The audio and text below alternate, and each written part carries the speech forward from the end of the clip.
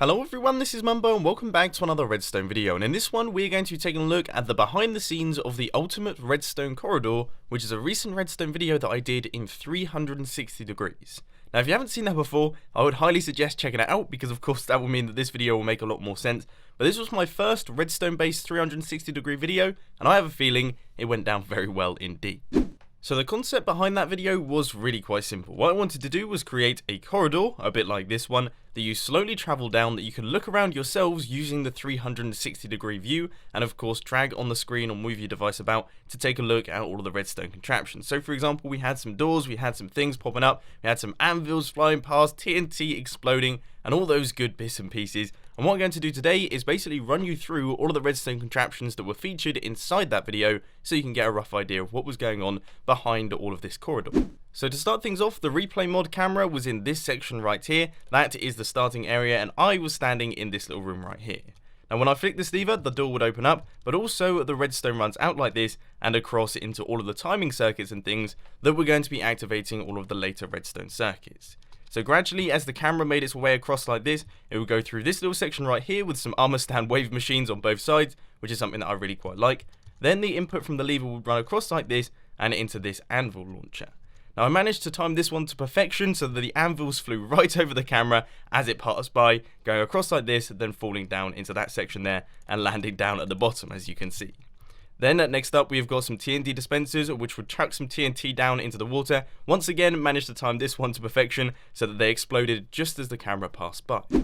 Now we have a few silly redstone contraptions that don't actually rely on an input from the lever because of course they are redstone clock based. So if you just head outside, we've got this sign here that says hi, and as you can see all of the redstone behind it is relatively compact, but it was actually a tiny bit more complicated than I was first expecting, but that is all being powered by this hopper clock. And then also we have got the cycling walls, which once again is powered by a hopper clock, and this is essentially one big piston tape that pushes all of the blocks around in a cycle.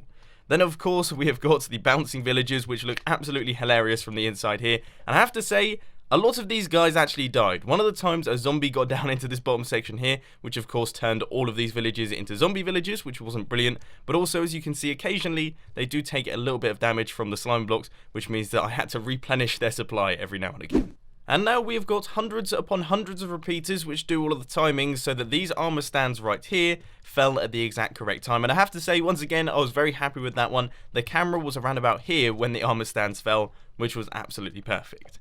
But then moving on to the next section, the fire charges move up through the netherrack, setting fire to that one, which once again worked perfectly. Then the camera reaches this section here, the door opened up, and all of the villagers and creepers poured out of there. I have to say, wasn't expecting creepers to be in there, but I thought that was a nice little touch, and they make their way out into the corridor. And a lot of the villagers actually ended up running straight into this lava right here, which dispenses as we travel past. But of course, before that, we have got this crazy disco beacon, which I think looks absolutely awesome.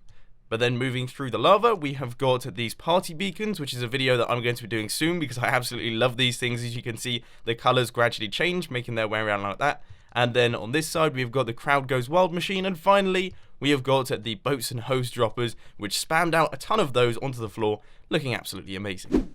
Now the last thing that I wanted to do was add in a bunch of ending messages. Now originally I was going to do this in post-production using text in After Effects and things like that. But then I thought to myself, that's going to look really stupid in a 360 degree video. I have no idea how to put text into a 360 degree video because of course it's a really weird field of vision and things like that. It will probably end up making the text completely illegible. So instead I decided to do this and basically spam signs all over the shop. So this says the end everywhere, and then we have got please like, comment and subscribe if you enjoyed all over the place. And then finally we have got a thank you, and we gradually made our way through the corridor. Now, I'm sure there was a few people asking me, why does the corridor continue moving on like this?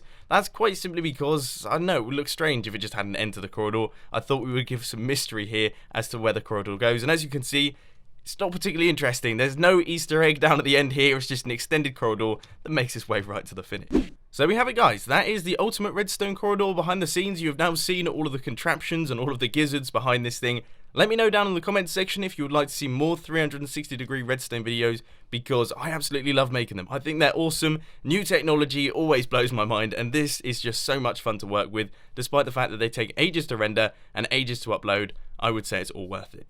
But unfortunately, that's all I've got time for today. I hope you enjoyed this video. If you did, please sure to hit that like button, and if you really loved it, then make sure to subscribe. But thanks for watching, guys. This has been Mambo, and I'm out. I'll see you later.